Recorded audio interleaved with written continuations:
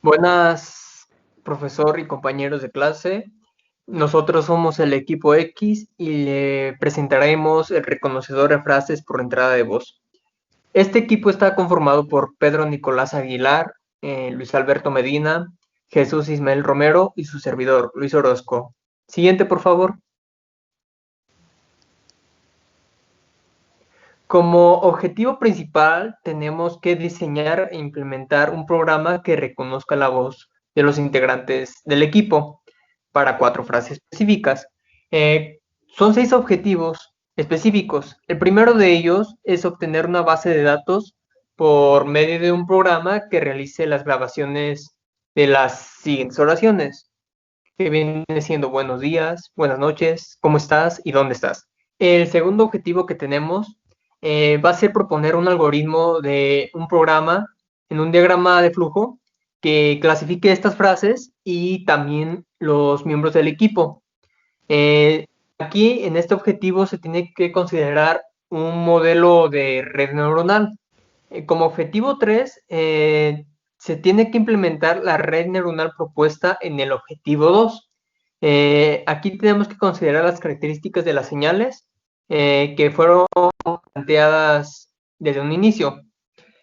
Como objetivo 4, tenemos que implementar el programa de clasificación en tiempo real que reconozca las frases y el usuario y conteste a cada frase de la siguiente manera, por ejemplo, hola y el nombre del integrante, hasta la vista y el nombre del integrante. En el caso que cuando se pregunte cómo estás, conteste muy bien y el nombre del integrante. Y en el caso de que se pregunte dónde estás, se conteste pues aquí y 3 puntos suspensivos y el nombre del integrante. En el objetivo 5 tenemos que proponer el análisis de señales con base en los métodos de extracción de características temporales o frecuenciales. En el objetivo 6 y el último, tenemos que implementar el programa del punto 4 que sea exitoso por arriba del 50% de las tareas a realizar. Siguiente.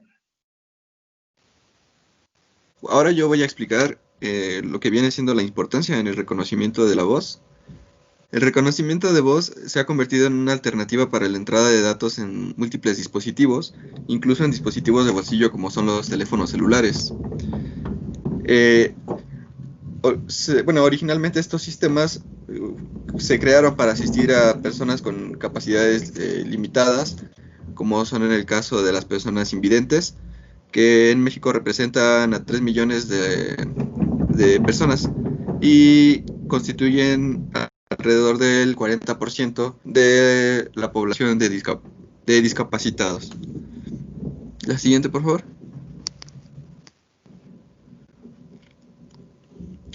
Bueno, hoy en día nos parece algo muy común utilizar el reconocimiento de voz, incluso si no se es discapacitado. Lo utilizamos, por ejemplo, para realizar búsquedas a través de nuestros dispositivos móviles, y la mayoría de computadoras también llevan algún tipo de asistente integrado que son capaces de reconocer palabras y oraciones. La siguiente, por favor. El reconocimiento de voz tiene algunos otros usos. Y bueno, ya mencionamos el caso de los asistentes de voz. Tenemos casos en los que un asistente de voz incluso puede interactuar con el usuario y contar chistes. Por ejemplo, hay algunos asistentes de voz comerciales que son capaces de realizar esto. También es posible realizar minería de datos, que bueno, a menudo va de la mano con los asistentes de voz para mejorar la calidad de los resultados y las interacciones con el usuario. También se pueden implementar en sistemas de seguridad donde se utilice patrones de voz como una huella digital que sirva para identificar personas, y suele combinarse con otros métodos de autenticación que aumentarán la seguridad. También se puede utilizar para transcribir voz a texto, y bueno, esto lo hemos visto en muchos sistemas que pretenden ser más accesibles para personas discapacitadas. La siguiente, por favor. Ahora veremos algunas características que se podrían emplear para el reconocimiento de la voz. Siguiente, por favor.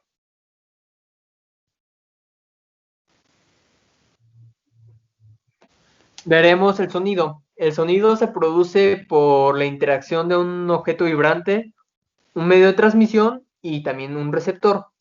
Esto quiere decir que una onda de presión se transmite a través de un medio.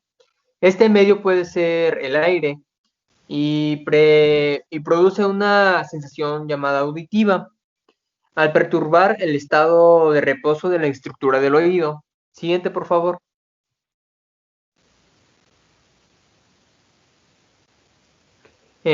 Para que este sonido sea percibido por un humano, el objeto debe vibrar entre 20 Hz y 20 kHz. Ahora veremos las características del sonido. Estas corresponden a la amplitud de la onda sonora. Esto quiere decir que cuando se alejan las partículas de su posición de reposo en cada periodo de vibración. El oído responde a un rango de intensidades impresionante, desde el sonido casi imperceptible a la amplitud del sonido y al umbral del dolor. La sensación sonora se incrementa aproximadamente al doble cada vez que la amplitud del sonido se multiplica por 10. Muchos sonidos presentan un patrón claro de la intensidad que varía con el tiempo. Este patrón se le llama envolvente. Tenemos un ejemplo. Por ejemplo, un piano presenta un fuerte golpe de gran intensidad inicial que decae más o menos rápidamente hasta desaparecer. Otro ejemplo puede ser una flauta. Esta presenta una envolvente casi aplanada, ya que no existe golpe inicial, sino una intensidad del sonido mantenida mientras dura la nota. Siguiente, por favor. Ahora, frecuencia y periodo. Dos conceptos que representan el mismo fenómeno físico y que están inversamente relacionados. Miden respectivamente cuántas vibraciones por segundo se producen y por otro lado tenemos cuántas fracciones de segundo dura una vibración. La unidad de medida de la frecuencia son los ciclos por segundo o Hz. El periodo se mide en segundos y como se vio anteriormente, los humanos podemos percibir sonidos entre 20 y 20.000 Hz. Siguiente, por favor. Ahora pasamos al timbre. ¿Qué es el timbre? La frecuencia de vibración más grave es la que determina el periodo y la amplitud y es la que percibimos. Las restantes frecuencias, que suelen ser múltiplos de la frecuencia base, son los armónicos. Por ello, el timbre corresponde al conjunto de frecuencias que se pueden encontrar en un sonido en mayor o menor proporción. Siguiente, por favor. Y por último tenemos al tono. El tono está directamente relacionado con la frecuencia, aunque no son iguales. La frecuencia es una magnitud física asociada a todo sonido, mientras que el tono es una característica perceptiva que solo captamos en los sonidos periódicos, los que tienen una frecuencia más o menos constante. Siguiente, por favor. Tenemos que la voz humana produce voluntariamente a través del aparato fonatorio. Este está formado por la laringe, que contiene las cuerdas vocales, faringe, cavidades vocales y fosas nasales, y una serie de elementos articulatorios como son el paladar blando, la lengua y entre otros. Siguiente, por favor. El rango de frecuencia humana es de 250 Hz a 3.4 kHz. A continuación, estaremos dando una revisada por la metodología de todo este proyecto. Primero, como se mencionó en la introducción, se necesita hacer una base de datos con las diferentes frases a reconocer, recordándolas Estas eran buenos días, buenas noches, ¿cómo estás y dónde estás?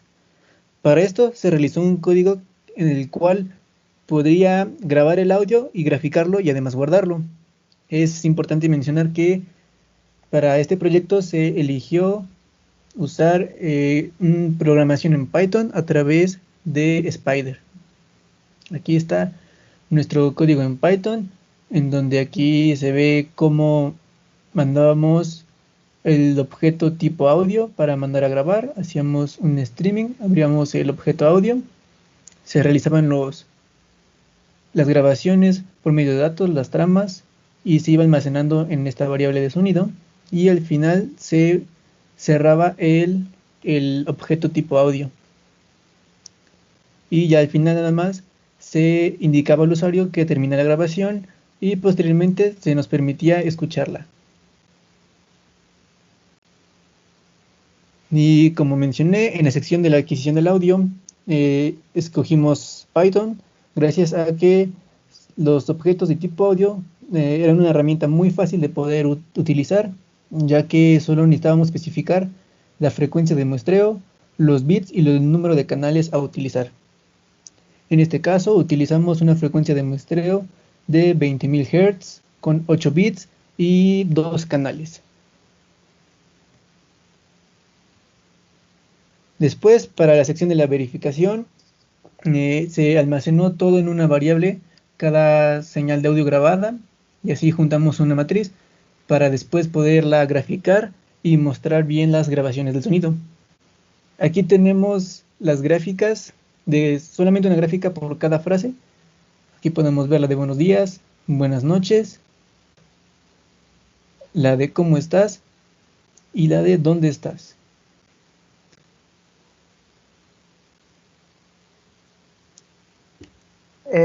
Finalmente pasamos a la sección de almacenamiento, donde tendríamos todos estos audios grabados para su posterior uso.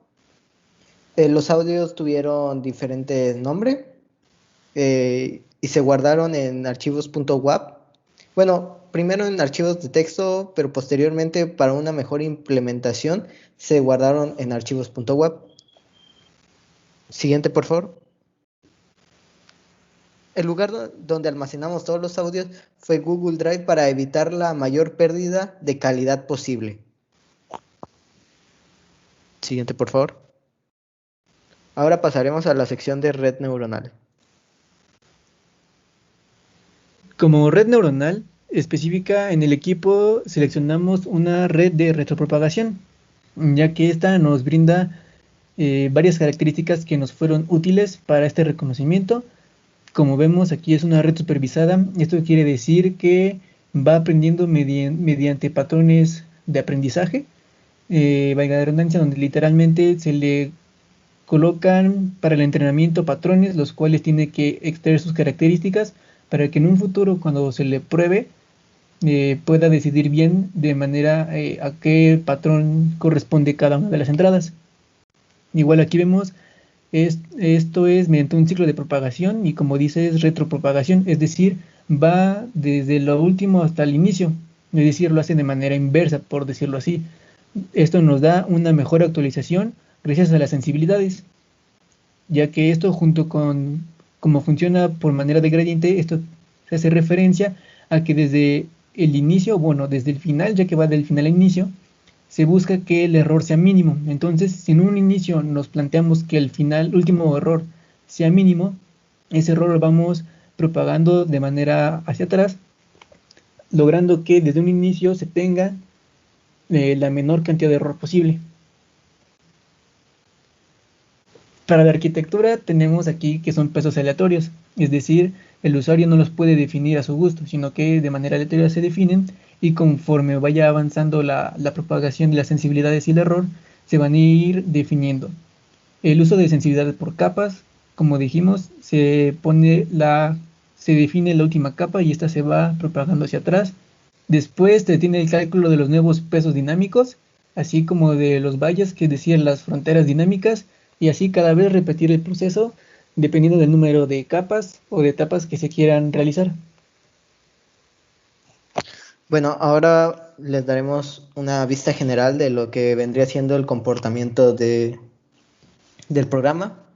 En la primera etapa tenemos una base de datos de los audios grabados por el equipo. Posteriormente que se inicia el programa, esos audios dentro de un ciclo se normalizan, se eliminan las partes muertas, se evita el overlapping, se eliminan los ruidos agudos y pasa a la etapa del entrenamiento de la red neuronal.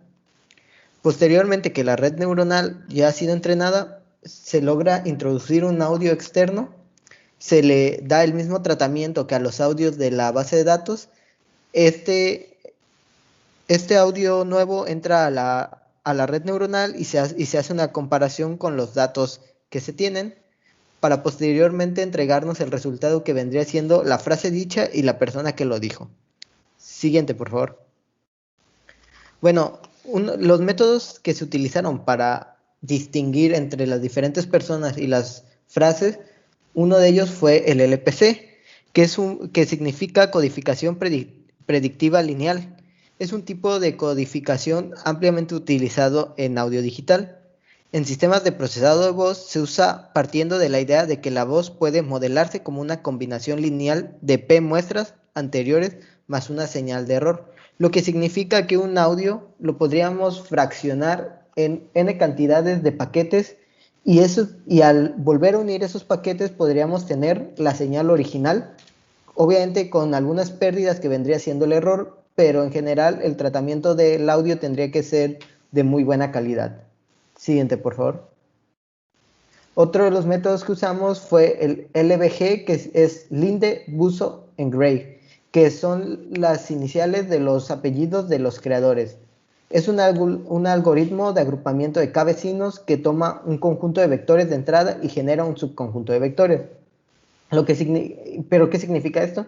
Que las mejores representaciones de los vectores son utilizados para entrenar un sistema y los mejores entrenamientos dados se utilizan para representar el sistema. Es un ciclo que se va utilizando poco a poco. Siguiente, por favor.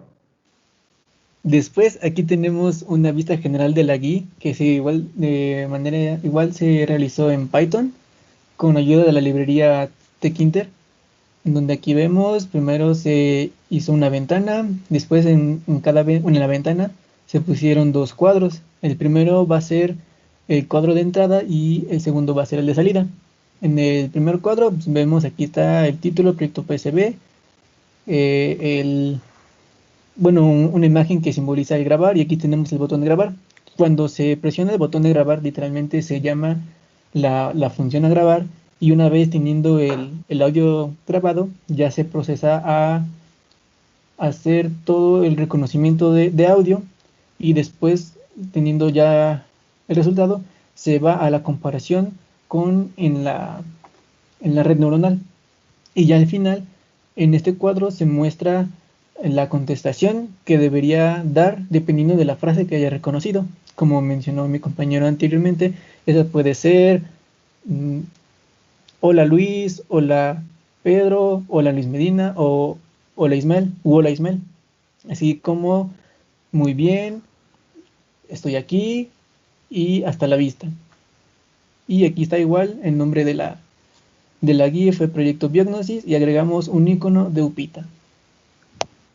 Ahora pasaremos a presentarle los videos de las pruebas que hicimos. Va a empezar mi compañero Ismael.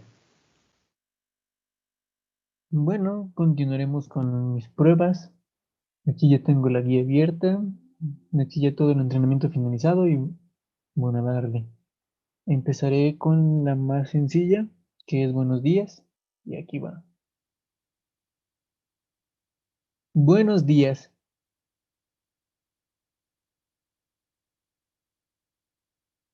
Aquí está. La guía está programada para que cada vez que se den grabar se elimine lo que está aquí y se ponga la nueva prueba. Entonces voy a volver a hacer esta prueba. Buenos días.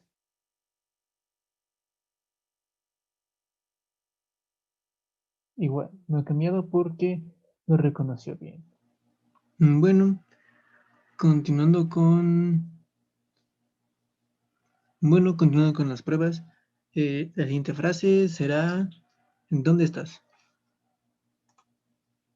¿Dónde estás?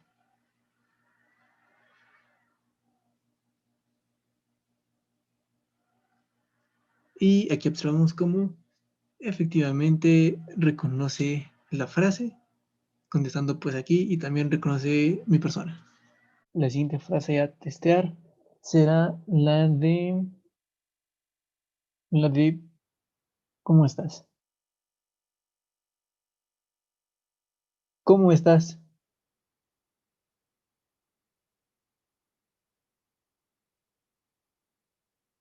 Aquí vemos cómo la reconoció, pero me confundió de persona. Lo probaré de nuevo. ¿Cómo estás?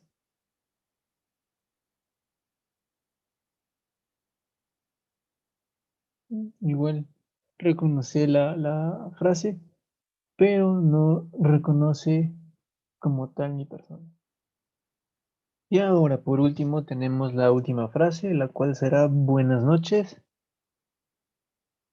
y hagamos la prueba. Buenas noches.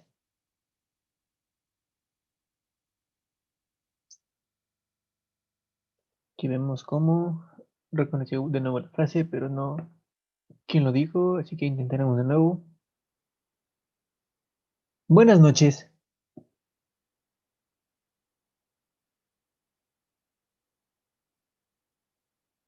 Igual. Bueno, esto fue todo de mis pruebas.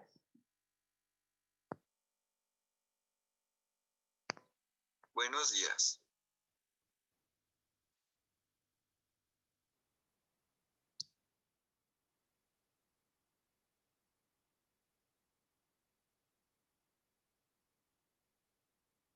¿Dónde estás?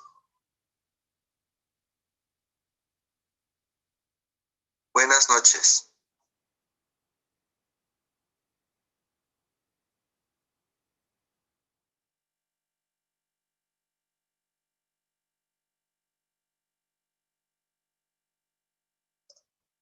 Buenos días.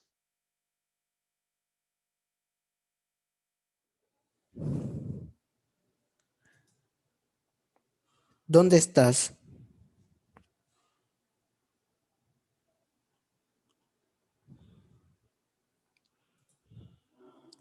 Buenas noches.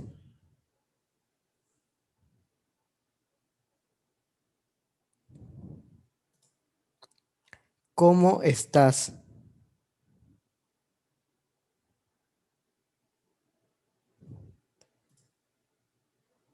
Buenas noches.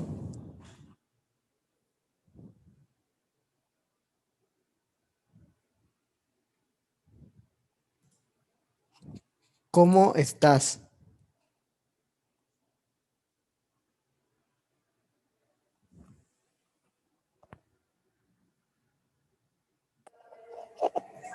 Buenas noches.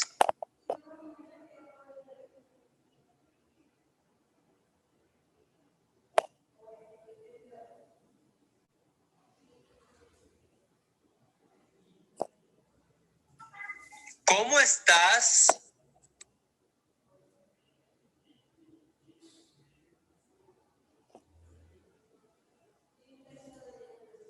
Buenos días.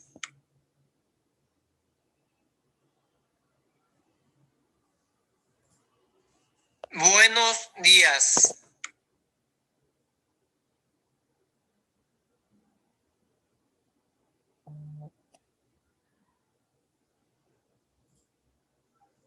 ¿Dónde estás?